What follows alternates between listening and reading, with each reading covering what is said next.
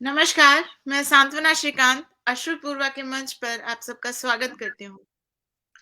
अश्रुपूर्वा ने जहाँ युवा लेखनी को अपने मंच पर स्वर दिया है, वहीं हमें अनुभवपगी मुख्य धारा के वरिष्ठ कवियों का भी सहयोग मिला है। आज हमारा कार्यक्रम कवितायन है। कवितायन में हम उपस्थित हुए हैं डॉक्टर आरती तिवारी जी के साथ। डॉक्टर आरती तिवारी का मैं परिचय देना चाहूंगी। डॉक्टर आरती तिवारी रीवा से हैं, लेकिन आपका जन्म जो है वो जम्मू कश्मीर में हुआ है।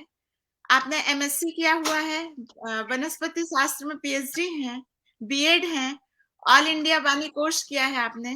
और आपकी अभिरुचि जो है वो गायन में है, लेखन में है। आप उद्घोषणा कार्य करती हैं, सामाजिक सरोकार के कार्य में आप लिप्त हैं। इसके साथ आपके प्रकाशन जो है वो लोक मैत्रेय जबलपुर में रचनाएं प्रकाशित व स्थानीय स्तर में आकाशवाणी रीवा व पत्र पत्रिकाओं में निरंतर रचनाओं का प्रकाशन होता रहा है। आप वर्तमान में रीवा आदर्श विज्ञान महाविद्यालय में प्राध्यापिका हैं। आकाशवाणी रीवा में वरिष्ठ उद्घोषक, आकाशवाणी रीवा में ग्रेडेड लोकगीत गायिका हैं आप। शहर के लोकप्रिय दूरदर्शन चैनल रीवा 24 में समाचार वाचिका, प्रशासनिक उद्घोषक भी हैं। आपके पुरस्कारों की बात करें तो आपको ग्लोबल एक्सीलेंस अवार्ड मिला है, एशिया अवार्ड मिले हैं, विश्व आयुर्वेद परिषद द्वारा सम्मान मिला हुआ है, राष्ट्रीय मानवाधिकार संस्थान द्वारा सम्मान प्राप्त है आपको, राष्ट्रीय महिला जागृत मंच द्वारा सम्मानित हैं आप। साथ ही 2019 का उत्तर प्रदेश का प्रतिष्ठित काशी गौरव सम्मान हाल ही में आपको प्राप्त हुआ है। इसके अलावा कई और सम्मान जो स्थानीय स्तर पर कला संस्कृति के क्षेत्र में उत्कृष्ट योगदान के लिए प्रदान किए जाते हैं। डॉक्टर आरती, आपका स्वागत है हमारे अश्रुपूर्वा के मंच पर। बहुत-बहुत धन्यवाद शांतना जी और अश्रुतपूर्वा की जो पूरी टीम है और आपको बहुत सारी बधाइयाँ इस तरह के आयोजन और छोटे-छोटे शहरों से जो लोगों को निकाल के आप ले आ रही हैं, उसके लिए आपको बहुत सारी बधाइयाँ और बहुत सारी शुभकामनाएँ। मैं अपने आप को बहुत ही गौरवान्वित महसूस कर रही हूँ कि आज मैं अश्रुतपूर्वा काव्याटन मंच और आज मेरी कविताएँ लोगों तक पहुँचेंगी और बातों के साथ पहुँचेंगी। मैं आपको पुनः धन्यवाद देती हूँ और जुड़ने वाले जितने भी श्रोता हैं उनका मेरी तरफ से भी बहुत-बहुत स्वागत है, वंदन है और अभिनंदन है। आरती जी, जैसा कि आज का कार्यक्रम है कविता जी, कविता और गीतों की अविरल धारा, तो मैं जी, आपकी जी। पंक्तियां पढ़ के आपको फिर से दूंगी। आपकी पंक्तियां हैं, जो दिल है, जो दिल को दिल बना, सांस जिंदा रख, खिजाओं से बचा भी तो कुछ मधुमास मधुमास जिंदा रख, तलब बेहद तलब बेहद जरूरी है, हमारी सांस चलो, तू पनघट है, तू पन है मगर दिल में कहीं जिंदा रख। बदन को द्वारिका, बदन को द्वारिका अपने भले कर ले मगर मन से, बदन को द्वारिका अपने भले कर ले मगर मन से, तू वृंदावन है, तू वृंदावन है, तू खुद में जरा सा राज जिंदा रख। आपकी इन्हीं बहुत पंक्तियों से मैं शुक्रिया। आपको आमंत्रित करती हूँ जी। तो आप बहुत हमें अब शुक्रिया, सुनाएं बहुत-बहुत आगे धन्यवाद। आपकी। बहुत-बहुत धन्यवाद, बहुत शुक्रिया आपका और निश्चित रूप से एक अनुपम मंच है ये और एक अद्वितीय मंच है कहना चाहिए। जितना मैं जानती हूँ अश्रुतपूर्वा मंच और काव्याटन के बारे में देश में आपका विचरण हो रहा है और बहुत सारे लोगों को अच्छी-अच्छी बातों के साथ हमने सुना है। चलिए आज हमें भी मौका मिला है, तो आपके साथ कुछ बातें करते हैं। बहुत सारी बातें आज विभिन्न आयामों में करेंगे। मुझे आज ऐसा मुझे एक मंच मिला तो मुझे अंदर से खुशी हो रही है कि एक बृहद वार्तालाप होगा आपके साथ में और चलिए एक मुक्तक रखती हूँ आप सबके सामने। धीरे-धीरे हम बातों के साथ-साथ आगे बढ़ेंगे और हम जितने भी लोग हैं उनके साथ में अगर वो कोई अ गीत या कोई मुक्तक या गज़ल जो भी विधा वो सुनना चाहते हैं, थोड़ा-थोड़ा प्रयास ऑडियंस मैंने को अपना किया है। बिल्कुल, बिल्कुल। तो आज हम ऑडियंसेस से भी जो हमारे साथ में जुड़े श्रोता हैं, ज इवन मैं कहूंगी कि श्रोता क्या, आज दर्शक हैं हमारे साथ में, वो हमें देख पा रहे हैं। तो हम सभी अपने दर्शकों की जो फरमाइश होगी, एज वेल एज जैसा कि आपने मेरा तारुफ कराया कि थोड़ी बहुत लोकगीतों में भी मेरी दखल अंदाजी है, और मैं स्वरचित लोकगीत भी गाती हूँ। तो मैं आज, जैसा कि लोग जुड़ेंगे मेरे साथ में और अपना स्नेह मुझे देंगे, आप सबके साथ में जुड़ूंगी। और चलिए, जिसको साथ लेके चलती हूँ, और जिसके नाम सब कुछ कर रखा है, उसी के लिए चार पंक्तियां इस अश्रुत सा- पूर्वा के लिए रखती हूँ, और चार पंक्तियों से आगाज करती हूँ आज इस बहुत ही शानदार कार्यक्रम का। और आप सबके लिए ये चार पंक्तियां सुनिएगा। मोहब्बत का दिया दिल में मेरे दिन रात जलता है, मोहब्बत का दिया दिल में मेरे दिन रात जलता है, सितारों की चमक बहती हवा से दिल बहलता है, सितारों की चमक बहती हवा से दिल बहलता है, किसी उल्फत का साया इस तरह घेरे हुए मुझको, किसी उल्फत का साया इस तरह घेरे हुए मुझको, कभी तन्हा नहीं होती सदा वो साथ चलता है, कभी तन्हा नहीं होती सदा वो साथ चलता है। और आप सबका साथ मांगती हूँ, आप सबका स्नेह मांगती हूँ, और आप सबका साथ ही है जो आज हम जैसे ये कहना चाहिए कि रीवा इज, मतलब जहां से मैं बिलोंग करती हूँ, जो आपने मेरे परिचय में कहा कि रीवा एक कहना चाहिए कि डेवलपिंग सिटी है, और बहुत ही जल्दी इसने विकास की नई नई इबारतें लिख चुकी है, मैं ये कहूंगी। जो लोग यहाँ आएंगे, और अभी आगे हम जो अपनी चर्चाओं में बातें करेंगे, तो वहां से चल करके अगर कोई साथ है, तो वो निश्चित रूप से हमारे श्रोताओं का साथ है, हमारे लिसनर्स का साथ है, और कुछ ऐसी संस्थाओं का साथ है, जैसे आप अश्रुत पूर्वा से काम कर रहे हैं, कि वहां से लोगों को निकाल करके आगे रखती हैं। तो मैं सबसे आह्वान करती हूँ कि आइए एक अनुपम अद्वितीय कार्यक्रम का हम हिस्सा बनते हैं, और इसी तरह से शुरुआत करते हैं। ये हुआ आगाज। जी। आरती जी, अगर हम बातें कि जैसे आपने जब लिखना शुरू किया, तो आपने क्या विधाएं, किन विधाओं में लिखना शुरू किया? मैं आपकी प्रारंभिक यात्रा के बारे में जानना चाहूंगी, और कुछ उसमें से आप हमें सुनाएं अगर। निश्चित रूप से मैं उस पर भी बात करूंगी। देखिए, जैसा कि आपने मेरा परिचय दिया कि मैं एक टिपिकल साइंस स्टूडेंट हूँ, और मैंने एमएससी की है वनस्पति शास्त्र से। और बॉटनी एक ऐसा विषय है जो बहुत ही नाजुक सा विषय है, फूल पत्तियों का विषय है, और फूल बहुत ही नाजुक सी चीज, वस्तु जो है एक पृथ्वी पर ईश्वर की अनुपम देन है। पता नहीं क्यों फूल पत्तियां मुझे हमेशा से आकर्षित करती रही। और बात उन दिनों की है जब अचानक ही एक छोटी सी गौरैया को बैठे मैंने, एक, अब हमारे घर के ही दालान में एक अमरूद का पेड़ था, और वहां पर मैंने, बस मैं, मुझे लगता है कि मेरी उम्र महज 20 या 21 वर्ष रही होगी उस समय। और वो फुदक फुदक के एक अ, फूल था, अमरूद का पेड़, उसमें अमरूद का, पहले आप लोग भी जानते हैं जो लोग, अमरूद तो आजकल बहार है, इस समय सर्दियों में अभी अमरूद की बहार है, और हर एक आंगन में, जो पुराने आंगन आपको दिखेंगे, वहां पर एक अमरूद का पेड़ होगा। तो उसमें एक वाइट कलर का फ्लावर फूल निकला हुआ था, और उसमें एक छोटी सी, मुझे आज ये कहना पड़ रहा है, और मैं बहुत अंदर से दुखी भी हो जाती हूँ कभी कभी, कि उस समय वो गौरैया थी। आज के बहुत सारे जो हमारे यंग जनरेशन्स के लोग हैं या बच्चे हैं, वो मुझे लगता है कि गौरैया चिड़िया आज देख ही नहीं पाएंगे कि गौरैया आपको कौन गौरैया सी दिख चिड़िया थी।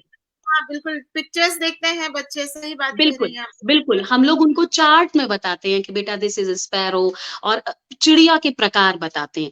वो एक गौरैया थी और एक बगल में ऐसा होल में थोड़ा पानी भरा हुआ था, और वो पहले पानी पे अपनी चोंच डिप करती थी, डुबोती थी, और फिर उस फूल पे जाके बैठती थी। और सच बताऊँ सांत्वना जी, मैं दिल से उस वाक्य को मैंने इतना महसूस किया भीतर से, मुझे लगा कि शायद मेरी बातें अगर मैं शब्दों में कुछ टूटा-फूटा, बहुत ही टूटा-फूटा लिखा था उस वक़्त, और मैं वो गीत जो मेरे पहला गीत है, पहले मैं वो गीत रखना चाहूँगी गौरैया उस के वक्त लिए। और मैंने ये गीत, मेरी उम्र साढ़े 21 वर्ष या 22 वर्ष की रही होगी। उस उन दिनों मैंने ये गीत लिखा था, और वो गीत मैं पहले अपने सभी श्रोताओं को, दर्शकों को, लिसनर्स को, आपको, अश्रुत पूर्वा की पूरी टीम को सुनाना चाहूँगी, और तब आपको समझ में आएगा कि मेरी यात्रा, जो काव्य यात्रा कैसे शुरू हुई। तो देखिए ये गीत बहुत ही छोटे से मेरे दिमाग में बहुत सारी बातें निकली कि वो उड़ गई वहां से और आई, और वो बहुत सारी बातों को कह रही है, और फिर न जाने वो फूल पर अपने चोंच को मार के कहाँ चली गई। और जब वो चली गई तो मेरे अंदर एक वेदना सी आई कि कहाँ चली गई वो गौरैया। ऐसा लगा कि वो मेरी सहेली बन गई है, छोटी सी चिड़िया। और मैं गीत रखती हूँ, आपको मेरी भावना उसमें समझ में आएगी, और देखिएगा कि वो स्टार्टिंग एक जो लिखने का एक सिलसिला जो शुरू हुआ वो कैसे शुरू हुआ। ओ गौरैया कहाँ गई तू, ओ गौरैया कहाँ गई तुम, ताक रहे ये नयन हमारे। ओ गौरैया कहाँ गई तुम, ताक रहे ये नयन हमारे। तेरे कलरव से सजते थे, क्या बात, तेरे कलरव से सजते थे, अब है सोने सांझ सकारे। क्या ये बात है। टूटा फुकड़ा, मतलब कहना चाहिए टूटा फूटा सा एक मुखड़ा गीत का ऐसा। इतना अच्छा लिखा है कि मतलब क्या बताऊं मैं, बहुत ही सुंदर गीत। बहुत धन्यवाद, बहुत धन्यवाद। लेकिन मतलब उसमें मैंने उसे पता नहीं, ऐसा लगा कि मेरी एक सहेली है जिससे मैं बात कर सकती हूँ। और उसके बाद जब रात में बैठी और उसको देखने के बाद जो वेदना हुई, ये टूटा-फूटा सा कि आ जाओ तुम बुला रही हूँ। अब क्या लिखती हूँ, बंद निवेदित करती हूँ। अच्छा, आपको ये भी बताना चाहूँगी क्योंकि आपने स्टार्टिंग पूछा कि आपने कहाँ से लिख नहीं जानती थी कि ये कौन-सी विधा है। मैं सच बताऊँ। मैं नहीं जानती थी कि ये गीत है, ये 4 लाइन इसको मुक्तक कहते हैं, ये गज़ल है। आगे की चर्चाओं में बाकी बातें मैं करूँगी आपसे। मैं बंद निवेदित करती हूँ, और ध्यान आकर्षण आपका भी चाहती हूँ, सुनिएगा कि क्या उसमें मैंने रखने की कोशिश की है। फुदक-फुदक हौले से खिड़की पर आना। अब उसका फुदकना शब्द थे, पर अंदर से ये नहीं मालूम था कि कैसे रखना है, बस लिख दिया। फुदक-फुदक हौले से खिड़की पर आना, और निडर होकर अंबर में उड़ जाना। उसके क्या अंदर थोड़ी-सी ऐसी अनुभूतियाँ आई कि मुझे भी वैसा वैसा होना चाहिए। तो टूटे-फूटे शब्दों में न तुक जानती थी, न तुकांतता जानती थी, न गीत जानती थी। अपनी भावनाओं को व्यक्त करना शुरू किया, बहुत और कैसे किया? क्या तो सुनिएगा, फुदक-फुदक कर धरती पर हक जतलाना। उस अमरूद के पेड़ में, उस फल में वो इस तरह से आके बैठी और पानी पी रही थी, और जिस तरह से उसने अपनी चीज़ों को रखा, तो वही चीज़ें निवेदित करती हूँ। गीत है कि फुदक-फुदक कर धरती पर हक जतलाना, कहाँ खो गई कहो चिरैया, कौन उठेगा अब भिनसारे।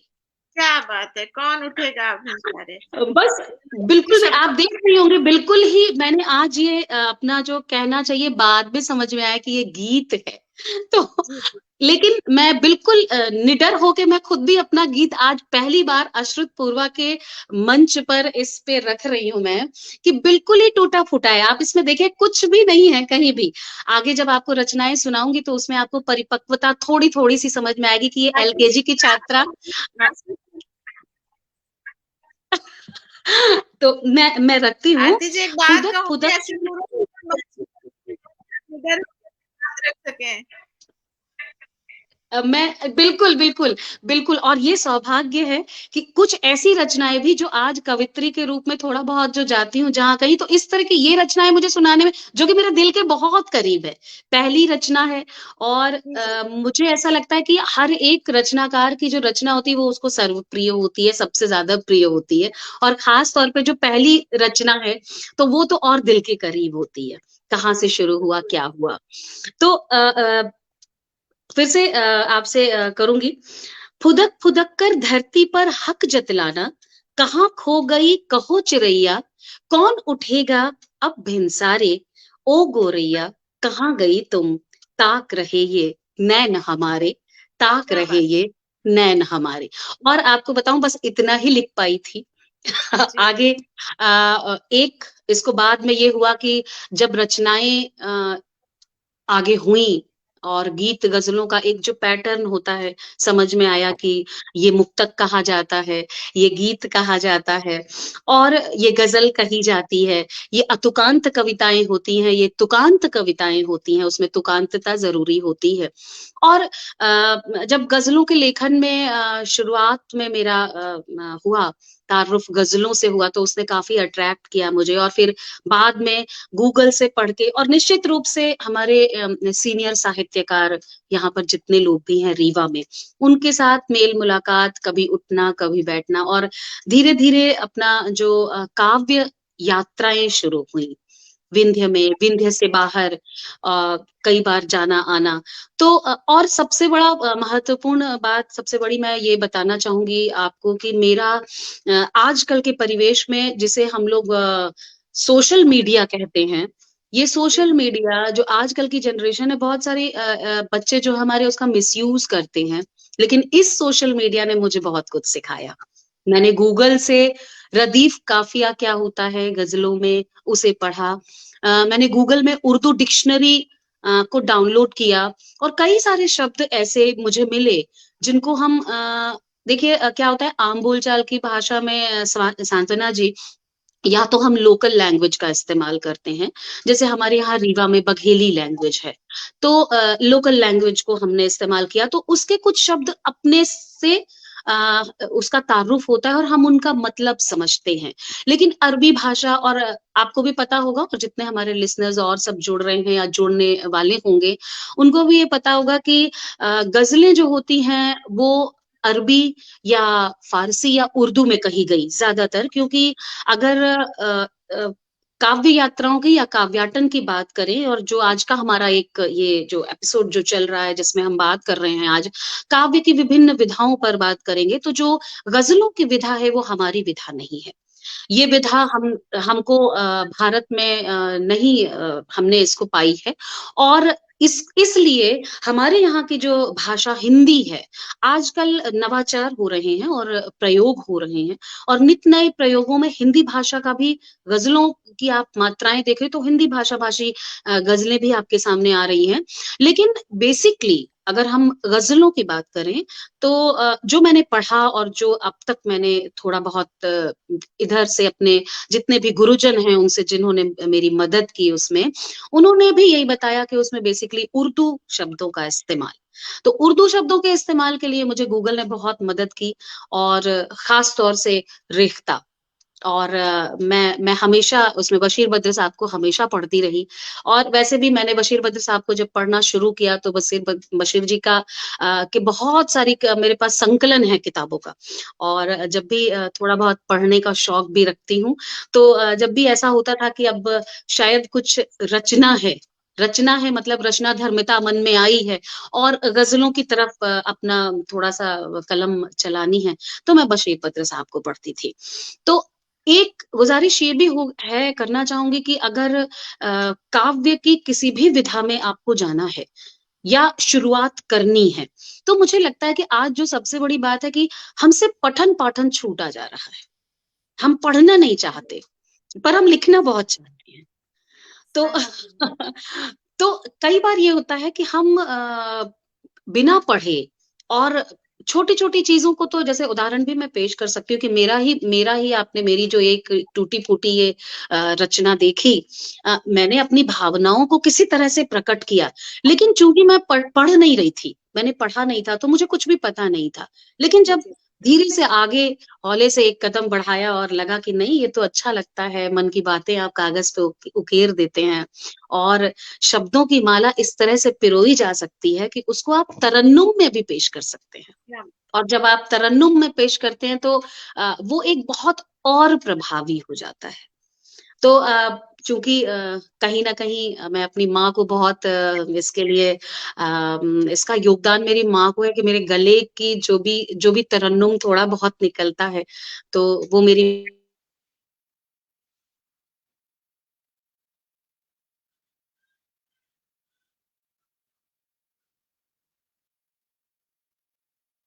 आरती जी, आप हैं क्या? आपकी स्क्रीन फ्रीज हो गई है।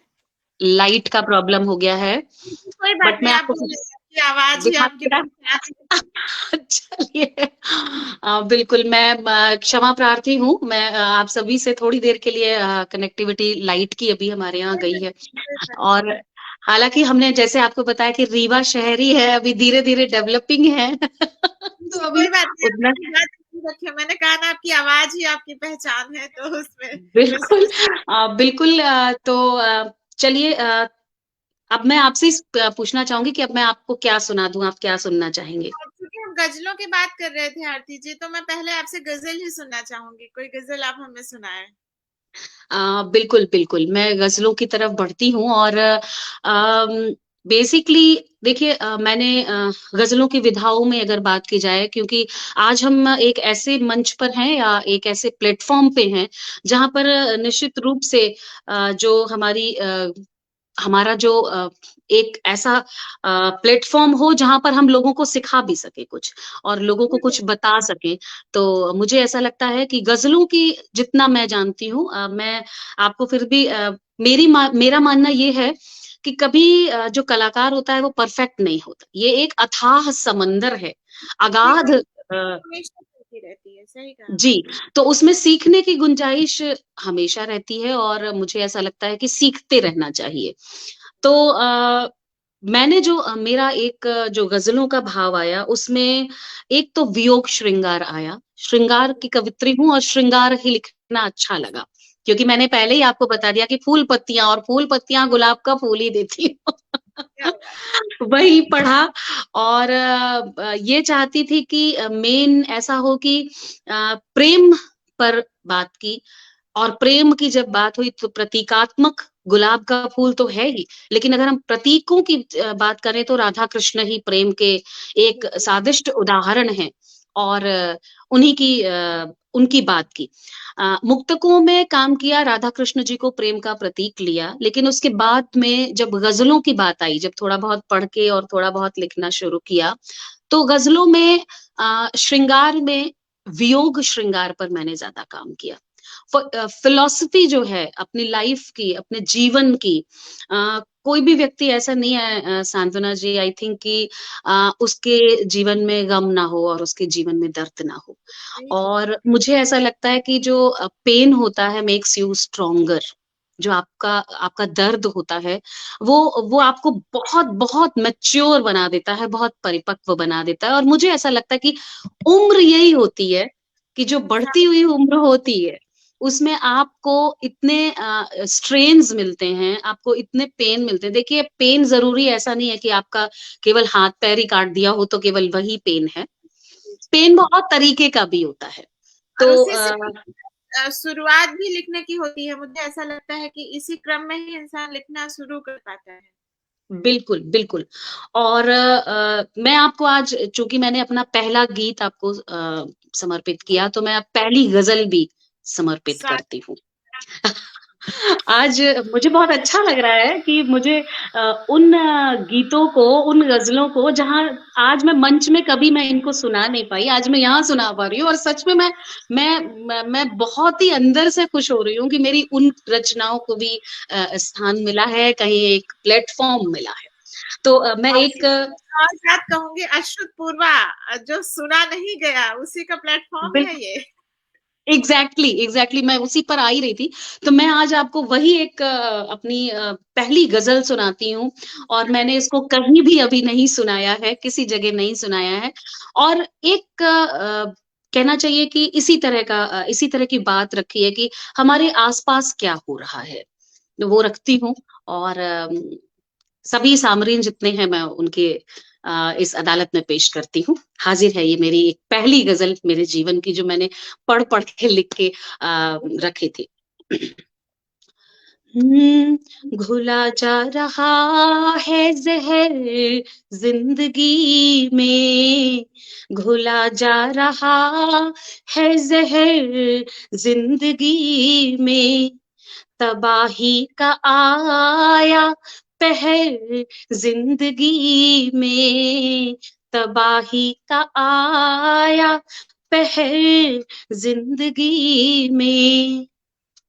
अभी मेरे दिल तूने देखा ही क्या है, अभी मेरे दिल तूने देखा ही क्या है, कई देखने हैं शहर जिंदगी में, कई देखने हैं शहर जिंदगी में, घुला जा रहा है जहर जिंदगी में।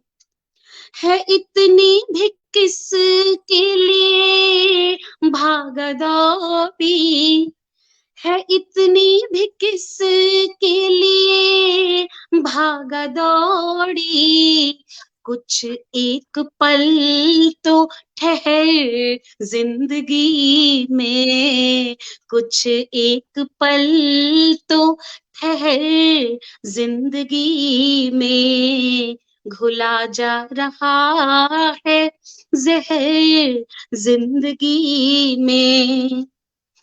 इतनी निराशा भी अच्छी नहीं दिल, इतनी निराशा भी अच्छी नहीं दिल, उठेगी कभी तो लहर जिंदगी में, उठेगी कभी तो लहर जिंदगी में।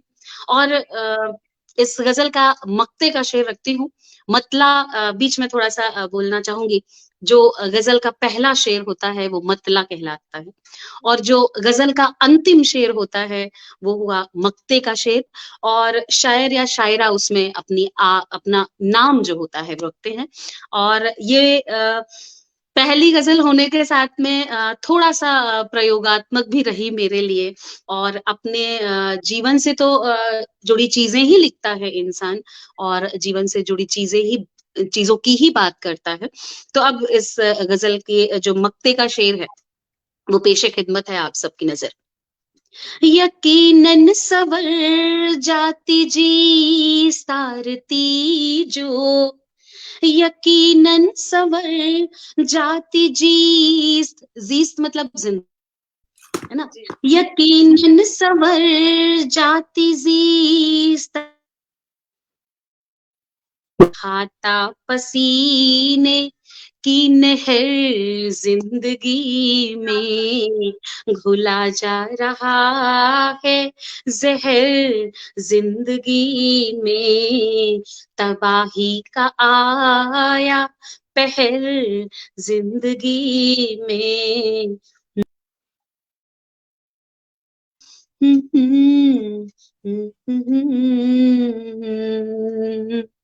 आ, इस तरह से कुछ शेर रख के 4-5 शेर रख के ये मैंने मेरी पहली गज़ल पढ़-पढ़ के हुई और बहुत थोड़ा शानदार बहुत है, मतलब लग ही नहीं रहा है कि प्रारंभिक गज़ल है, बहुत शानदार। बहुत शुक्रिया, बहुत धन्यवाद और मैंने आपको कहा कि बहुत ही जो ये काव्य यात्रा हुई चूँकि गवर्नमेंट जॉब में होने के साथ-साथ थोड़ी-सी और पारिवारिक एक फीमेल के साथ में, एक महिला के साथ में वो सारी चीज़ें जुड़ी होती हैं और उन्हें वो महिला कभी नकार नहीं सकती। आपका एक दायित्व होता है और उन दायित्वों को का संवहन करते हुए हमें अपने लिए भी अन्य दायित्वों का भी संवहन और निर्वहन करना होता है।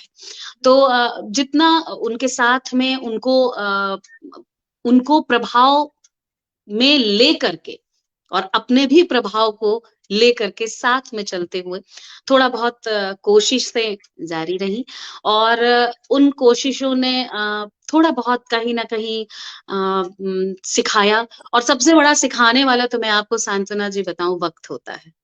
और जो समय होता है इतने उतार-चढ़ाव के साथ ज़िंदगानी चलती है, कि जो समय होता है वो आपको बहुत परिपक्व बना देता है। और किसी के साथ जीवन के बहुत छोटे से पड़ाव पर ये आ जाता है और किसी को ताउम्र भी वो पड़ाव नहीं मिलते तो वो उतनी परिपक्वता तक नहीं पहुँच पाता। दोनों ही चीज़ें अपनी-अपनी जगह लाज़मी है। और जी, जी। मेरे साथ पर ये रहा कि मुझे बचपन से ही अ, वक़्त ने भी और लोगों ने भी परिपक्व दोनों बना ने दिया। जैसे बिल्कुल। आपका जन्म हुआ जम्मू कश्मीर में, फिर जी, चूँकि आपके पिता एयर फोर्स में रहे तो आपने देश की विभिन्न विभिन्न जगहों की यात्राएँ की, रही हैं आप। तो जी। उन सब स्थानों का कितना प्रभाव पड़ता है आपके गीतों में, आपके मुक्तक में, आपकी रचनाओं में? बहुत ही अच्छा अच्छा प्रश्न पूछा है आपने और निश्चित रूप से देखिए एक बालक जब बच्चा एक किताब में ऐसे लिखने के लिए दिया जाता है कि विविधता में एकता जब भारत की बात आती है विविधता में एकता तो वो केवल मुझे मैं अपनी अनुभूति बता रही हूँ कि वो केवल आप पढ़ करके उन सब चीजों में उतनी डीपली आप नहीं जा सकते और मुझे ऐसा लगा कि जब मैंने कई शहरों में अपने पापा जी के साथ में रही मैं बेसिकली मैं दार्जिलिंग में भी रही क्योंकि कैंट वहाँ पर था पापा का। जम्मू में मेरा क्योंकि जो थाइस का युद्ध हुआ था उसमें मेरे फादर ने पार्टिसिपेट किया था और तो वहाँ पर भी मैं रही, जम्मू एंड कश्मीर में भी मैं रही। असम में मैं रही हूँ और उसके बाद कानपुर हो गया अपना सेंट्रल इंडिया में और फिर बेसिकली यहाँ पर आई। आपने जो सवाल पूछा कि उसका गीतों पर और मुक्तकों पर और गज़लों पर क्या असर होता है। निश्चित रूप से आप जब आप विभिन्न मानसिक जो अलग-अलग लोगों से मिलते हैं वो तो अलग बात है ही, आपको हर एक जगह क्लाइमेट के अनुसार मानसिकता भी चेंज होती है, मेरा ये मानना है। लेकिन सबसे बड़ी बात ये होती है कि जो पारंपरिक चीज़ें होती हैं, पारंपरिक चीज़ें कभी नहीं बदलती और वो रूट से आती हैं, जड़ों से आती हैं। बहुत सारी चीज़ें जब लिखने की कोशिश की और जब लिखा गया, तो जैसे असम का जो मैं आपको बताना चाहूँगी जो एक दिल में घर करने वाली बात होती है। जब हमारे यहाँ पापा असम में पोस्टेड थे और चूँकि मैं बहुत बड़ी नहीं थी, मैं छोटी ही थी वहाँ पर तो लेकिन मेरे दिल में जो बात घर कर गई, वहाँ पर क्या था कि लोगों के घर जो बना करते थे, मैं ये आज से आपको लगभग 25 वर्ष पहले की बात या 26 वर्ष पहले की बात बता रही हूँ कि वहाँ पर घरों में बाँस के या लकड़ी के घर ही बनते थे और उन घरों के पास एक बाद में वो बहुत डीप होल होता था, वो खाई जैसी होती थी, मतलब डीप होल मतलब एक होल नुमा नहीं, वो बहुत ऐसे खाई जैसी होती थी और फिर एक घर होता था, फिर दूसरा घर होता था, फिर तीसरा घर होता था। और जो पापा का एक रनवे था जहाँ पर हम लोग अक्सर खेलने चले जाया करते थे। तो वो चीज़ें मेरे ऐसे अंदर घर की करी हुई है कि सुरक्षात्मक दृष्टि से माने क्योंकि आपको मालूम है वो होगा कि पहले असम वगैरह इतना सेफ नहीं था, मिलिटेंट्स के लिए लेकर के और वहाँ पर अंदर तो जो फ़ोर्स के लोग हुआ करते थे, उनको बहुत सेफ्टी की ज़रूरत हुआ करती थी। और तो वो मेरे गीतों में ऐसी आई कि आज जब भी मैं कुछ लिखती हूँ या जब भी कोई बात करती हूँ, बरेली कैंट में जब हम लोग थे वहाँ पर भी सेफ्टी की क्योंकि पापा लोगों का एक ऐसा काम था कि सबसे सुरक्षा। तो मेरे गीत और गज़लों और मुक्तकों में भी सुरक्षा की बात आती है। जब भी तो बात करती हूँ जी, आज हम ऐसा आप मुझे कोई मुक्तक या गज़ल आप सुनाएँ जिसमें आप ऐसे प्रभावित हुई हों आप? अ, बिल्कुल, मैं एक गज़ल सुनाती हूँ, उसी से रिलेटेड है और मेरे जब ज़हन में वो बात आई थी तभी ये सामने आई थी। एक गज़ल और कुछ अशआर आप सबको सुनाती हूँ, उसी से रिलेटेड है ये। खतरों से भरी है ये डगर जान लीजिए, क्या बात है! खतरों से भरी है ये डगर जान लीजिए, खतरों से भरी है ये डगर जान लीजिए, तब जाके अपने दिल का कहा मान लीजिए, तब जाके अपने दिल का कहा मान लीजिए, खतरों से भरी है ये डगर जान लीजिए, डर डर के राह इश्क में चलने से क्या मिले, डर डर के राह इश्क में चलने से क्या मिले, डर डर के राह इश्क में चलने से क्या मिले, अब इस तरह से मेरा ना इम्तिहान लीजिए, अब इस तरह मेरा न इम्तिहान लीजिए, तब जाके अपने दिल का कहा मान लीजिए। इस गजल का बहुत ही पसंदीदा शेर जो है, एक शेर सुनाती हूँ आपको, वो सुनिएगा, और फिर उसके बाद कुछ और सुनाऊंगी आपको। चेहरों पे नकाबों की तरह चेहरे हैं कई, क्या बात है, बहुत खूब। चेहरों पे नकाबों की तरह चेहरे हैं कई, चेहरों पे नकाबों की तरह चेहरे हैं कई, हाथों में हाथ कोई न अनजान लीजिए, क्या बात है, बहुत हाथों में हाथ कोई न अनजान लीजिए, खतरों से भरी है ये डगर जान लीजिए, तब जाके अपने दिल का कहा मान लीजिए। ये एक आपको समझ में आया होगा कि ये एक अंदर जी, का डर भी है। बहुत ये एक सारी भावों से गढ़ा गया है इस गजल को, कह सकते हैं। बिल्कुल, एक मतलब आप उस अंदर के एक ऐसा जो डर है, उसको भी आप देख पा रहे हैं, और आपका डर भी आ रहा है सामने, और आपको ऐसा लग रहा है कि सुझाव भी दे रहे हैं आप एक, नहीं आप ऐसा मत करिए। अगर अगर आपके साथ ऐसा हो जाता है, और फिर चूँकि श्रृंगार लिखती हूँ, और तो उसमें प्रेम की भी बात कर रही हूँ, मतलब जो के समावेश बिना कर तो सब रही हूँ। पूरा है। जी, प्रेम के बिना तो कहाँ कुछ पूरा होता है। प्रेम के बिना सांत्वना जी, मुझे देखिए, मैं एक बहुत, अब थोड़ा सा अलग हटके बात करते हैं। मेरा मेरा मानना ये है कि देखिए, जो युद्ध से है, युद्ध से जग जीते नहीं जा सकते, और सच आप बात, देखिए कि जितना भी युद्ध विनाश की तरफ ही ले जाता है, सच बात। लेकिन मेरा कहना ये है, और आज मैं आपके इस बहुत ही प्यारे से मंच से अश्रुतपूर्वा काव्याटन जो पूरे देश में आप बात पहुंचाते हैं, निश्चित रूप से अच्छी बातें पहुंचाते हैं, आज मैं उसके माध्यम से ये बात पहुंचाना चाहती हूँ कि अगर लड़ाई झगड़ा किसी से हो भी गया, बहुत ही साधारण शब्दों में, अगर आपका मनमुटाव किसी से हो भी गया, तो पहल आप ही कर दीजिए ना। एक गुलाब का फूल लेके सामने वाले के पास खड़े हो जाएंगे, तो वो कितना भी गुस्से में होगा, वो आपको गले लगा लेगा। गले नहीं क्या लगाएगा तो एक हाथ तो आगे आपको बढ़ा ही देगा। और क्या बात है। मुझे ऐसा लगता है कि हमारी भारतीय संस्कृति, हमारी भारतीय परंपरा जो है, उसने प्रेम से ही सबको जीतना सिखाया है, और बिल्कुल सही। से जग जीता जा सकता है, तो क्यों विश्व युद्ध क्या हम नहीं लड़ सकते थे? विश्व युद्ध तो मुझे लगता है कि हम भी लड़ सकते थे, और हम बहुत कैपेबल हैं। आज आप देखिए कि हमारे पास क्या नहीं है, बड़े बड़े देश जो हैं हमारी बातें मानते हैं। और कोविड तो मुझे सांत्वना जी ऐसा लगता है कि आप देखिए कि कोविड आया, और कोविड ने पूरे विश्व में भारत का काढ़ा जो है, आप देखिए कि चाहे डर के है ना, हमारा जो आयुर्वेद है, हमारे आयुर्वेद ने पूरे विश्व में तहलका मचा दिया, और ये सबने काढ़ा पीना शुरू कर दिया। अब तो मान गए हैं लोग, मानते तो मतलब विश्व गुरु तो भारत बहुत मतलब वैदिक युग से ही है। हम कभी इस बिल्कुल, बारे में भी चर्चा रखेंगे। आरती जी, जैसे मैंने कहा, आपने बताया था कि आप बहुत सारी विधाओं में लिखते हैं, आप मुक्तक लिखते हैं, लोक गीत लिखते हैं। तो पहले हम जी। मुक्तक पे आते हैं, आपके कुछ मुक्तक के बारे में चर्चा हो जाए, और आप कुछ मुक्तक हमारे दर्शकों को सुना दें। आपसे बिल्कुल।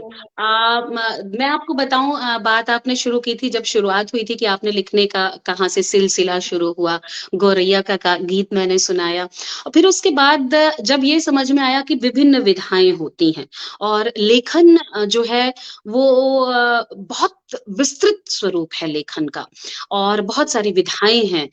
गद्य पद्य अपनी एक मूलभूत विधा है और इन दोनों ही श्रृंखलाओं की अगर बात करें तो जो कवितायन का जो आज हम जिस श्रृंखला पे चल रहे हैं और जिसमें हम लोग बात कर रहे हैं, तो कविताओं की जो श्रृंखला हुई और कवितायन शब्द आया जहाँ से, उस शब्द में जब मैं अपनी बात करूँ तो वहाँ पर मैंने फिर 4-4 लाइनों के की बातें अपनी बातें कहना शुरू की और फिर बाद में समझ में आया कि आरती आप जो आप तुम लिख कर रही हो वो मुक्तक कहलाता है। हँसी भी आएगी और जो लोग सुन रहे होंगे उनको भी हँसी आएगी कि देखो मतलब लोग कहते हैं सॉरी मैं नहीं कहती भाई देखो इतनी ये रीवा की कवित्री बनती है इनको ये नहीं पता था मुक्तक क्या होता है। सच में नहीं पता था। मैं दिल पे हाथ रख के कन्फेस कर रही हूँ। मुझे कुछ नहीं पता था। और देखिए मेहनत करके थोड़ा-सा जैसे मैंने आपको शुरुआत में बताया, तो एक मुक्तक ही रखती हूँ और अब मुक्तक समझ में आया कि वाक़ई क्या होता है। तो बाद का मुक्तक अपनी परिचय की पंक्तियाँ रखी और चूँकि अभी मैंने आपको बताया कि श्रृंगार की कवित्री हूँ और श्रृंगार लिखती हूँ, तो अपनी परिचय की पंक्तियाँ मैं मंचों पर किस तरह से प्रस्तुत करती हूँ, अब मुक्तक के माध्यम से अश्रुतपूर्वा को समर्पित करती हूँ ये 4 पंक्तियाँ।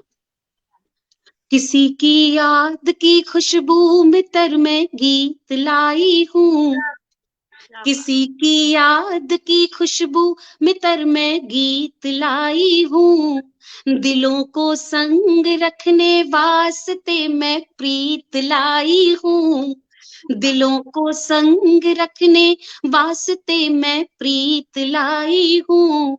कभी कान्हा के होठों पर सजी रहती थी मैं ब्रज में, कभी कान्हा के होठों पर सजी रहती थी मैं ब्रज में, कृष्ण की बांसुरी हूँ प्रेम का संदेश लाई हूँ, कृष्ण की बांसुरी हूँ प्रेम का संदेश लाई हूँ।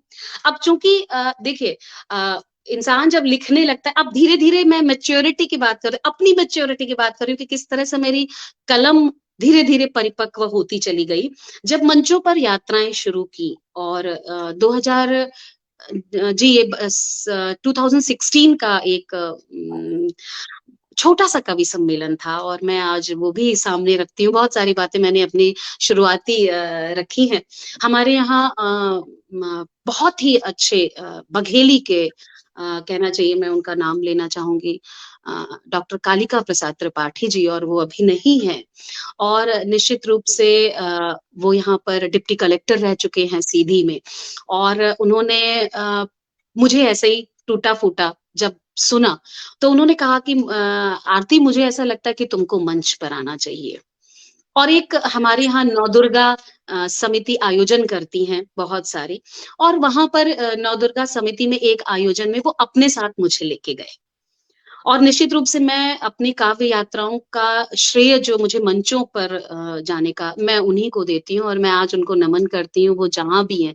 और उन्होंने सच कहूँ तो उन्होंने मुझे हम अभी आगे आएँगे लोकगीतों पर, कई बार उन्होंने मुझे लोकगीतों को फ़ोन पर सुना, मेरी रचनाओं को फ़ोन पर सुना और उन्होंने मुझे बहुत सारे सुझाव दिए, बहुत सारी बातें कहीं।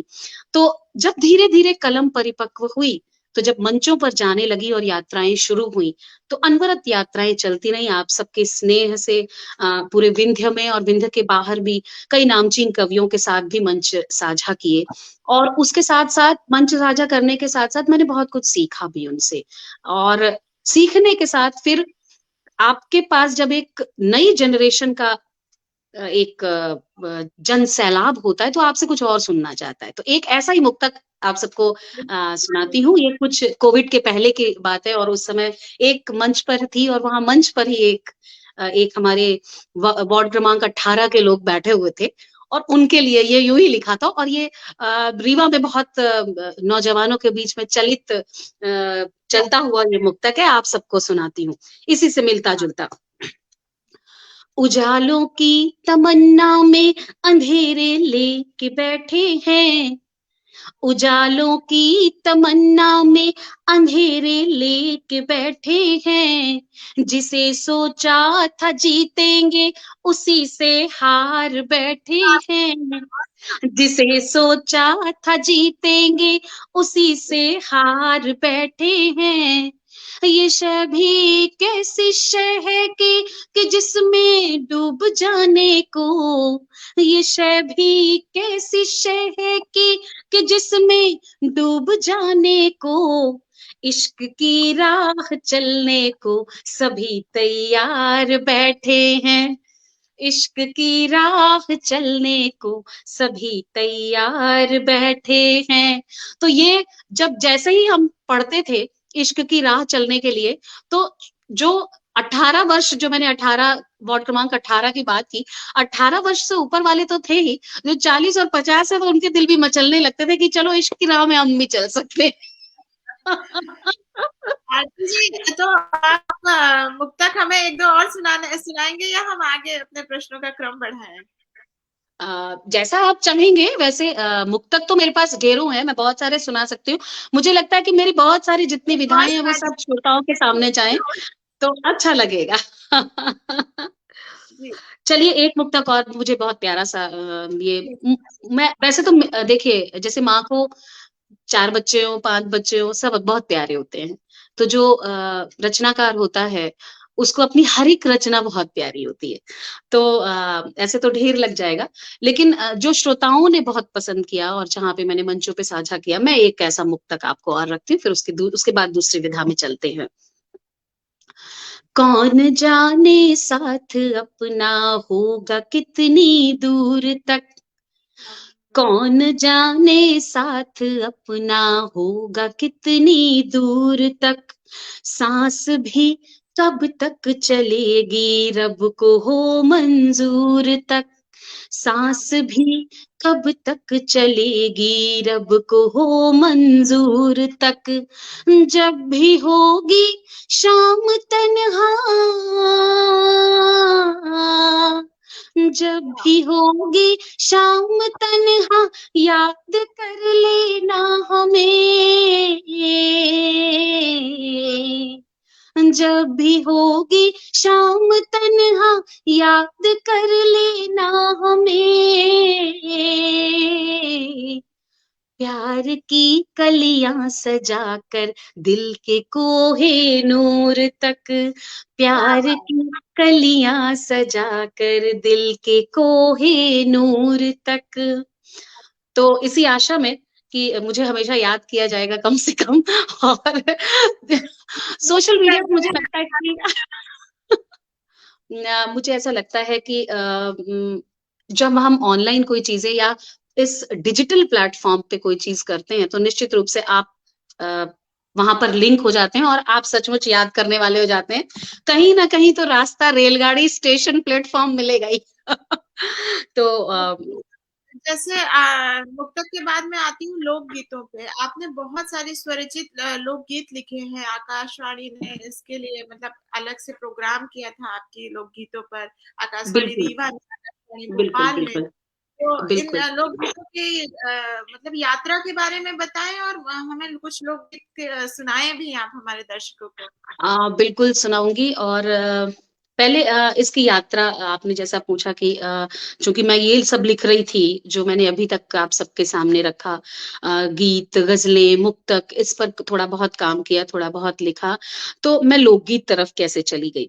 मैंने शुरुआत में आपसे बात कही थी कि मेरी माता जी बहुत अच्छा गाती थी, और बेसिकली हम लोग डभौरा क्षेत्र से हैं, और वहां पर मेरी माँ को, गांव में, हम लोग गांव से ही बिलोंग करते हैं, हमारा भारत देश गांवों का देश है, और मुझे नाज है कि मैं गांव से हूँ और मुझे अपने गांव पर फक्र है। तो मेरी माँ को जैसे कभी लोकगीतों की भी बहुत विधाएं होती हैं, और मेरी माँ जो कि मम्मी बहुत अच्छा गाती थी, तो उन्हें बुलाया जाता था कि उनको बुलाइए और ऐसा वैसा। मैंने चूंकि बचपन से माँ के पीछे पीछे बच्चे लगे रहते हैं, मैंने बचपन से उनको बहुत सुना, किचन में भी काम करते वक्त। तो पहले तो वो ऐसा लगा नहीं कि गाने का, हाँ चूंकि मैं मुझे गाना अच्छा लगता है, म्यूजिक इज माय हॉबी, और मुझे गाना सुनना, गाना अच्छा लगता है। रीवा जब हम आए और यहाँ पे मैंने आकाशवाणी का ऑडिशन दिया, मुझे आकाशवाणी में ऑडिशन में प्रसार भारती ने मुझे एक्सेप्ट किया, मेरा ऑल इंडिया वाणी करवाया, जैसा कि आपने शुरुआत में बताया। उसके बाद आकाशवाणी में काम करते करते यहाँ पर धरती के गीत एक कार्यक्रम प्रसारित हुआ करता था। और जब मैं बेसिकली अनाउंसर आकाशवाणी में हूँ, तो जब धरती के गीत प्रसारित हुआ करता था तो मैं उसमें सुनती थी लोगों को रिकॉर्डेड लोकगीत गाते हुए। तो मेरे मन में आया कि आरती तुम भी गा सकती हो। और मैं जब वो धरती के गीत कि आइए अब सुनते हैं मणिमाला सिंह के गाए लोकगीत, आइए आपको सुनवाते हैं मणिमाला सिंह की गाई अंजुरी, आइए विवाह गीत सुनवाते हैं, भोला गीत सुनवाते हैं, कन्यादान, तो मैं उनके साथ गाती थी, जो भी गाते थे गाती थी। और फिर मम्मी के पास जाऊं बैठूं तो मम्मी बोले बेटा हम आपको इससे अच्छा, तुमको इससे अच्छे भी गाने दे सकते हैं, गा सकती हो। मैंने नो डाउट मणिमाला जी को भी मैंने काफी उनको सुना, और मेरी मम्मी का सपोर्ट रहा, और इस तरह से मैंने आकाशवाणी में लोकगीत गायिका का ऑडिशन दिया।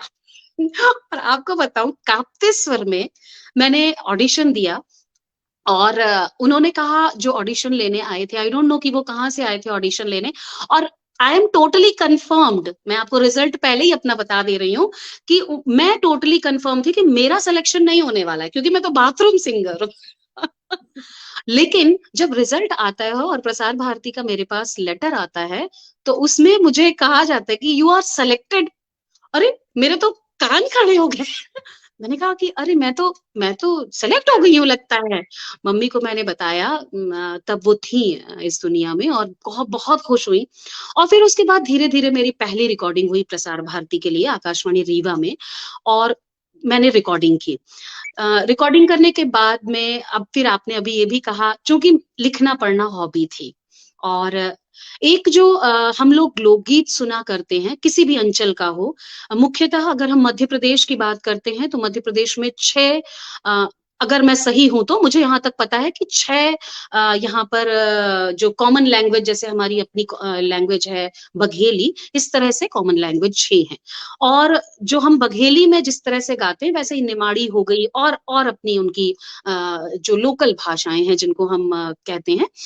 तो धीरे धीरे मैंने खुद से लिखना शुरू किया, क्योंकि जो परंपरागत गीत होते हैं सांत्वना जी, वो परंपरागत गीत जैसे सोहर है, तो जो उसके शब्द हैं, हम राम जी को प्रतीकात्मक, राम जी का जन्म हुआ, कृष्ण जी का जन्म हुआ तो बधाई गीत गाते हैं। जैसे हमारे घर में बच्चे होते हैं तो सारी जो परंपराएं हैं वो उसी तरह से शब्द, वहां से परंपराओं से उठ के शब्द भी परंपरागत उठ के आ रहे थे।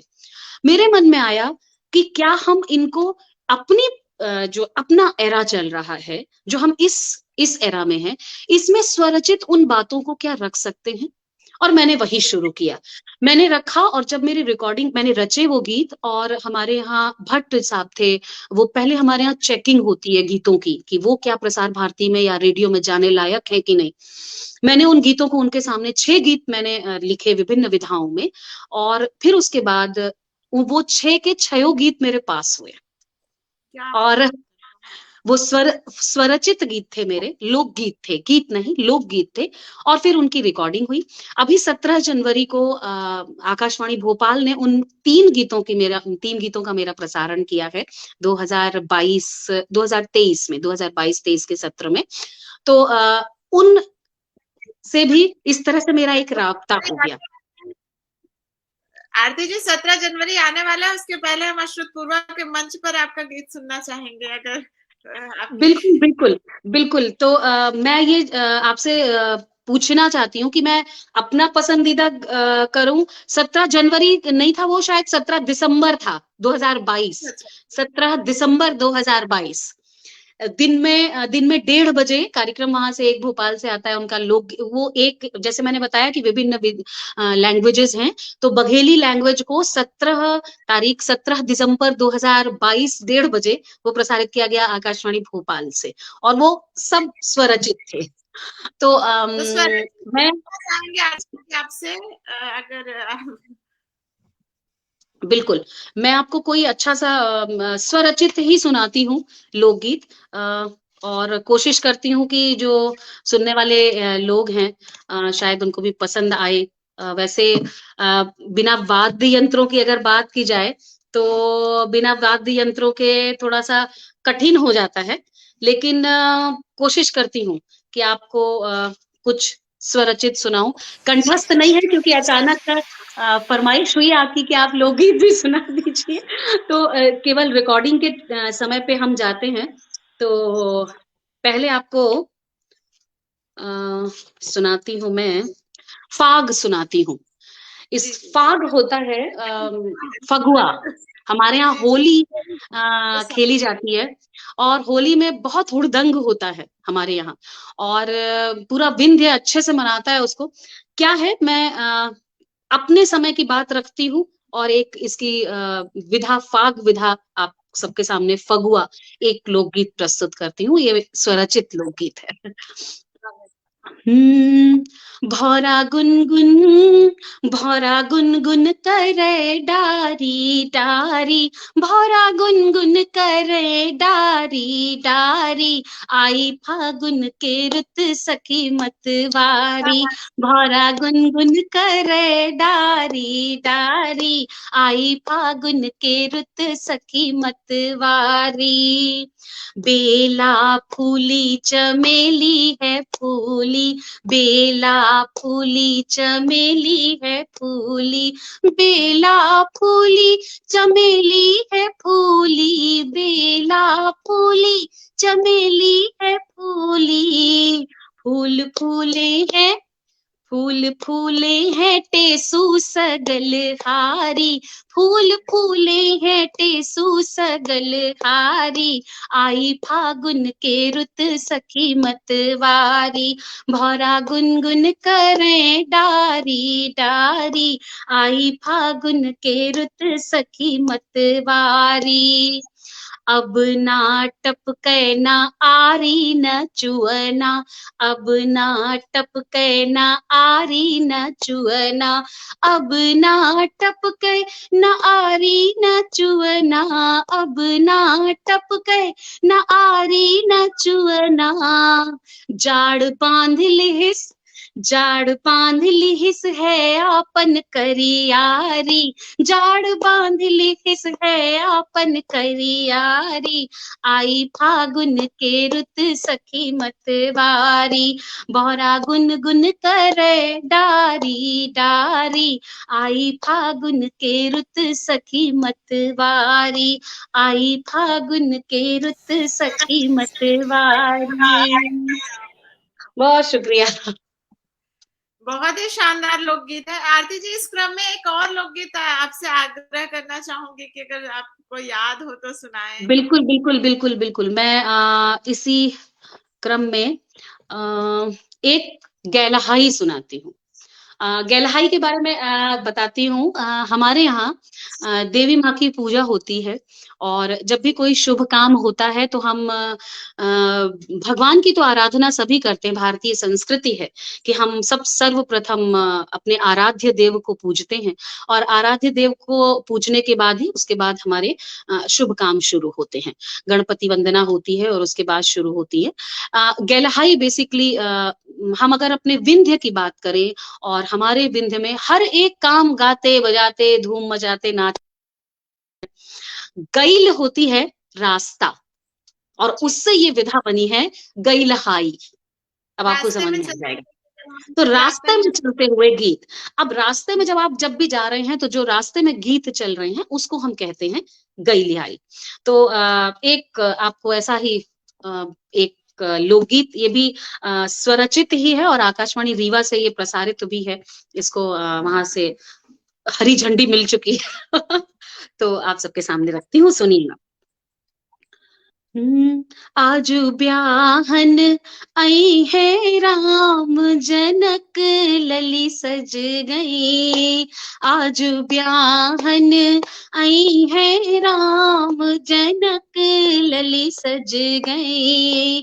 आजू ब्याहन आई है राम, जनक लली सज गई। हर दी उपटन देह लगाइन, हर दी उपटन देह लगाइन, लगा चंदन, लगा चंदन, घिस घिस लेप जनक लली सज गई, जगा चंदन घिस घिस लेप जनक लली सज गई, आजू ब्याहन आई है राम जनक लली सज गई, गोड़े पजेब करिहा कर धनिया, गोड़े पजेब करिहा कर धनिया, सो है, हाँ हाँ सो है चुरबा हाथ जनक लली सज गई, हाँ हाँ सो है चुरबा हाथ जनक लली सज गई, आजू ब्याहन आई है राम जनक लली सज गई, जनक लली सज गई। बहुत बढ़िया, बहुत बढ़िया। बानगी रख रही हूँ, दो दो अंतरे की बानगी रख रही हूँ कि ये होता है ऐसा ऐसा होता है। और बस इसी तरह से यात्राएं शुरू हुई, और फिर अब अभी तो अनवरत चल रही हैं। ईश्वर जब तक अपना नेह देता है, नेह बरसाता है, जीवन की बहुत विकट परिस्थितियों को झेल करके और सामने रख करके ईश्वर ने दिखाए जो, उनको भी लेकर के बस अब जीने का सहारा यही सब है, और इनको सब लेकर के धीरे धीरे धीरे धीरे ही सही जीवन यापन हो रहा है। और बस सबका स्नेह मिल रहा है, सब लोग ऐसे ही स्नेह देते रहिए। बस आपका स्नेह, और आपको बहुत सारी कहना चाहिए शुभकामनाएं और आभार भी कि आपने मुझे ये मंच प्रदान किया, और इस गरिमामयी मंच में मुझे आने का न्योता दिया, आमंत्रण दिया। सांत्वना श्रीकांत जी का बहुत बहुत आभार। आरती जी, तो अभी आप बानगी सुना रहे थे ना, अभी हम कार्यक्रम समाप्त नहीं कर रहे नहीं, हैं। मैं बिल्कुल, जब तक आप सुनना चाहेंगे मैं तब तक सुनाऊंगी, मुझे कोई दिक्कत नहीं है। और मुझे तो बहुत अच्छा लग रहा है, मैं सही बताऊं, क्योंकि मंचीय होने के साथ मुझे ये समझ में आया कि आपको मंचों पर जो श्रोता आपसे सुनना चाहते हैं, आप केवल वही सुना सकते हैं। मंचीय कविताएं, गीत गजल या जो भी आपकी प्रस्तुतियां हैं वो डिफरेंट होती हैं, वो अलग होती हैं। लेकिन जो आप लिखते हैं, कई बार श्रोता अलग अलग भाव के मिलते हैं आपको, श्रोता अलग अलग कैटेगरीज के होते हैं, और उनको, क्योंकि आप एज एन आर्टिस्ट होते हैं वहां पर, और आप कलाकार जब होते हैं तो कलाकार तो जोकर होता है और जब आप कलाकार के नाते, तो आपको निश्चित रूप से जब आप कलाकार के नाते मंच पर खड़े होते हैं, तो आपको वहां पर अपनी कला का प्रदर्शन करना होता है और सामने वाले का दिल जीतना, उसका एक एक स्माइल ही आपके लिए बहुत बड़ा रिवॉर्ड होता है। आपकी आपके लिए एक ताली बज गई, वाह आ गई, तो आपको लगा आपने जग जीत लिया। लेकिन जो आप जैसे अभी आज आपने बहुत ये जो एक वृहद वार्तालाप हो रही है आपके साथ में, और बहुत सारे ऐसे अनछुए पहलू भी सामने आ रहे हैं, उनको हम लोग सब चर्चा कर रहे हैं, नई नवेली गीत कलिकाओं के साथ में, मुक्तकों के साथ में, गजलों के साथ में।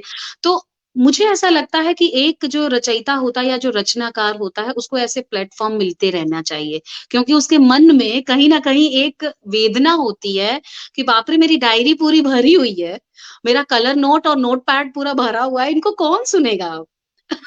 तो क्योंकि मुझे ऐसा लगता है सांत्वना जी की हर एक रचनाकार या हर एक जो रचयिता होता है किसी भी विधा में हो, वो वॉज नॉट एबल टू, वो प्रकाशन की लेवल तक नहीं जा सकता, किताब छपवाने की उसका मादा उतना नहीं होता, तो उसको लगता है कि कोई मेरा सुने, क्योंकि जो रचनाकार होता है वो सबसे पहले ये चाहता है कि मेरे को सुनाने के लिए वो कोई मंच मिल जाए, मुझे कोई श्रोता मिल जाए।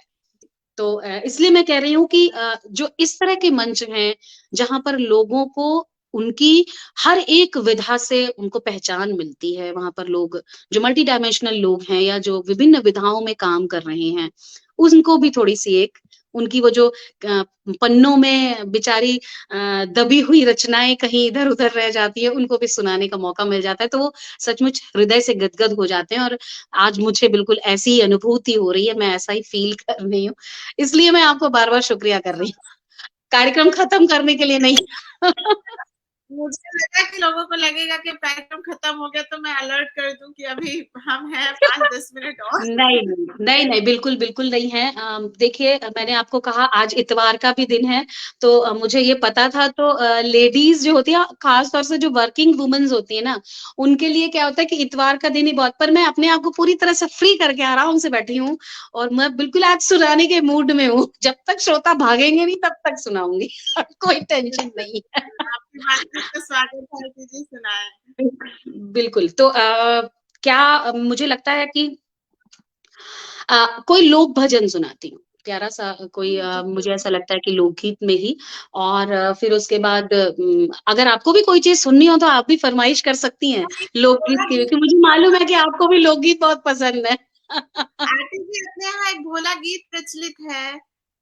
बिल्कुल, चलिए तो मैं भोला गीत से ही शुरू करती हूँ। बहुत सच कह रही हैं, हमारे यहाँ एक भोला गीत है और उस भोला गीत को मैं आपको पहले सुनाती हूँ। भोले बाबा से ही प्रारंभ करते हैं जो अभी वार्तालाप के बाद जो बातें अभी शुरू हुई वहाँ से ही थोड़ा-सा भोले बाबा का आशीर्वाद लेते हैं और वहाँ से शुरू करते हैं और फिर आप जो कहेंगी फिर वो सुनाएँगे। चलिए, यही सुनाती हूँ। हुँ, दरस की तो भेला भई हो, पट खोलो छबीले भैरवनाथ हो। दरस की तो बेला भई हो, पवन सुत धीरे बहा हो, तोरे जतृन के निबल शरीर हो, पवन सुत हो, भोले न तोहरे लंबे दिसवा हो, मोरी फेंकी नजर नहीं जाए हो, भोले न तुमरे हो, दरस की तो बेला भई हो, पट खोलो छबीले भैरवनाथ हो, दरस की तो हो। ये एक बहुत इसको भोला गीत है और इसको एक और ये गीत नहीं, हमारे यहाँ भोला गीत जो चलते हैं, जब नगड़िया लेके बजाते हैं, उनमें एक और विधा है इसी में भोलदनिया। ये तो जी बहुत प्रचलित है चूँकि आपने कहा कि जो एक प्रचलित वाला है वो सुनाइए, तो ये मैंने वो सुनाया। भोलदनिया है और हमारे जो रीवा में विशेषकर जब भोले बाबा की जो श्रावण मास होता है, सावन का महीना होता है और चूँकि भोले बाबा की नगरी बनारस जो है हमारे बहुत करीब है, तो यहाँ से जब लोग जाते हैं तो भोलदनिया गाते हुए जाते हैं, नगड़िया में बजाते हुए।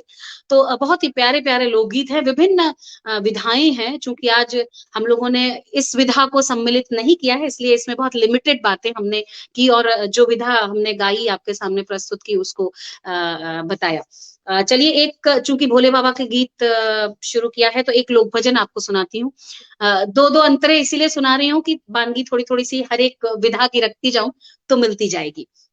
जी बरातरी ठाढ़ी बटोहिया हो, चला देखी आई सजनी। बरातरी ठाढ़ी बटोहिया हो, चला देखी आई सजनी। देखी आई सजनी, चला देखी आई सजनी।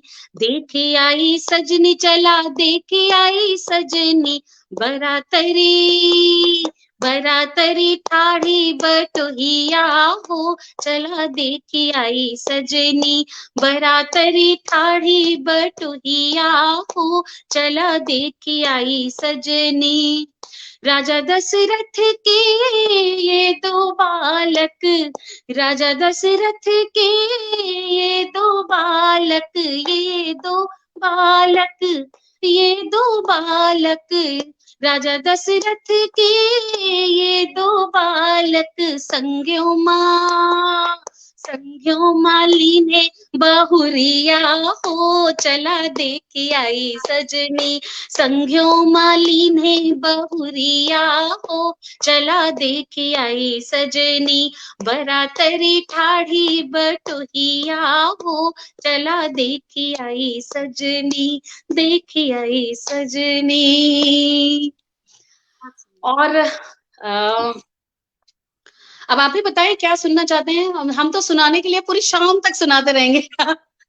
नहीं, अब चूंकि समय की भी सीमा है तो हम कार्यक्रम के अंतिम पड़ाव पर लगभग पहुंच चुके हैं, तो एक जिससे जी। आप कार्यक्रम समाप्त करना चाहें, और एक आग्रह भी आया है आपके लिए कि डॉक्टर बशीर प्रदीप कुमार सेठ जी कह रहे हैं कि कृपया डॉक्टर बशीर बद्र की आपकी पसंदीदा गजल भी वो सुनना चाहते हैं, तो अगर आपने अच्छा, उनके गजल। अभी मुझे वो उनकी पसंदीदा गजल कंठस्थ, क्योंकि बहुत दिन हो गया तो कंठस्थ नहीं होगी।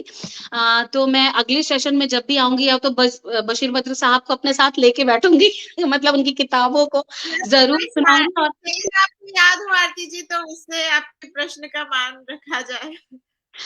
मुझे अभी कुछ, क्योंकि मैं फोक में चली गई और हाँ, लोकगीतों में चली गई, तो मुझे कुछ कोई बात ऐसा नहीं। याद नहीं आ रहा है। उनका शायद वो एक पीछे वाली लाइन, न जाने किस गली में जिंदगी की शाम हो जाए, ये उनका बहुत चलता फिरता हुआ और हर एक जुबा पर उनका, ये शायद बशीर साहब का ही, बद्र साहब का शेर है। अभी मुझे उसका पहली लाइन याद नहीं आ रही है, क्योंकि मैं सीधे फोक में आ गई।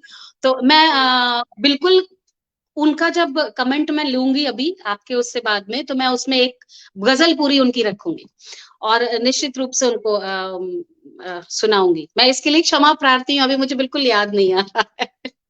और चूंकि कार्यक्रम समय, का हाँ आरती जी बोले, सॉरी इंटरप्ट किया आपको। बिल्कुल कोई बात नहीं है, चूंकि कार्यक्रम का इसीलिए क्योंकि समापन भी होना है अब, क्योंकि काफी समय हो गया है। जो लोग हमसे जुड़े हैं और जो लोग हमसे बातचीत कर रहे हैं, उनका भी अपना ठीक है। हम तो आज सुनाने के उससे आए हैं, लेकिन जो सामने वाले भाई, आज हमारे भारतवर्ष में, इंडिया में जो संडे का दिन है वो छुट्टी का दिन होता है तो सबके बहुत सारे काम होते हैं।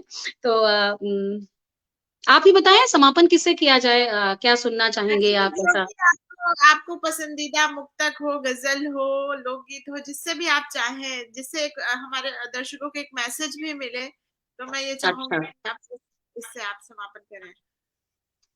अम, मुझे ऐसा तो कुछ मैंने अभी सोचा ही नहीं था कि मैं एंडिंग किससे करूंगी, जिससे मैं लोगों को क्या बता सकूं। बट प्रेम की और प्यार की बात करती हूँ, तो जी। एक मुक्तक रखती हूँ और फिर उसके बाद समापन करूंगी। और सबका स्नेह चाहती हूँ, आप सब अपना स्नेह, आप सब अपना आशीर्वाद यथोचित जिस तरह से मुझे जिस लायक आप समझें, आप मुझे वो दें। और यकीन जानिए, आपका स्नेह ही और आपका आशीर्वाद ही मेरे जीवन भर की कमाई है और मेरा जीवन भर की मेरी पूंजी है। क्योंकि निश्चित रूप से मैं बाई हार्ट कह रही हूँ, मैं दिल पे हाथ रख के अपने कह रही हूँ कि इसके अलावा मेरे पास अब दुनिया में कुछ भी नहीं है। तो मैं जब तक रहना चाहती हूँ, मुझे ईश्वर ने जब तक सांसें दी हैं, आप लोगों के एंटरटेनमेंट के लिए हूँ। अगर छात्रों के साथ में हूँ तो उनको भी उनका एंटरटेनमेंट मतलब विवेक के साथ हो, और वो आनंद भी, अभी हमने विवेकानंद जयंती मनाई है, तो उनको मैंने यही कहा कि आप विवेक के साथ आनंद में रहिए। तो मैं ये मैसेज उनको देती हूँ और आप लोगों से यही चाहती हूँ कि जहां भी हम लोग मिलजुल के रहें, प्रेम से रहें, साथ में रहें। तो मैं एक मुक्तक देती हूँ और अश्रुत पूर्वा मंच को, आप उसके ओनर हैं डॉक्टर सांत्वना श्रीकांत जी को बहुत-बहुत आभार व्यक्त करती हूँ, तहे दिल से शुक्रिया अदा करती हूँ क्योंकि निश्चित रूप से आज मुझे सच में बहुत आनंद आया। ये मैं बता रही हूँ कि अर्थ लेकर के जब मैं मंचों पर जाती हूँ, तब मुझे इतना आनंद नहीं आता। जहाँ पर आज मैं बिना अर्थ के, लेकिन कई बार ऐसा होता है कि जो अर्थ होता है वो बहुत मायने नहीं रखता और मेरे जीवन में मैं लक्ष्मी जी का निरादर कभी नहीं करती, कोई नहीं करता। लेकिन मैं मानती हूँ कि स्नेह कमाना बड़ी बात होती है और मैं आप सबसे स्नेह की दरख्वास्त करती हूँ और मैं ये मुक्तक आप सबके हवाले करती हूँ, आप सबके तरफ छोड़ती हूँ और फिर उसके बाद आप सबसे विदा चाहूँगी। निभा सकोगे मेरा साथ तो चले आना, निभा सकोगे मेरे साथ तो चले आना, बना सकोगे जो हालात तो चले आना, बना सकोगे जो हालात तो चले आना। मैं गा रही हूँ कोई गीत तन्हा आलम में, मैं गा रही हूँ कोई गीत तन्हा आलम में, जो गा सकोगे मेरे साथ तो चले आना, जो गा सकोगे मेरे साथ तो चले आना, निभा सकोगे मेरा साथ तो चले आना। ला ला ला ला। बहुत धन्यवाद। आपके साथ की दरख्वास्त इसी तरह से स्नेह आपका भी बरसाते बहुत रहिए। धन्यवाद। आप दर्शकों का बहुत बहुत शुक्रिया। धन्यवाद। हम विदा हैं, फिर से मिलेंगे हम। जी, बिल्कुल, बिल्कुल, श्योर। बहुत-बहुत धन्यवाद सभी दर्शकों का, साथ में अश्रुत पूर्वा से सांत्वना श्रीकांत जी का। प्रणाम सभी को।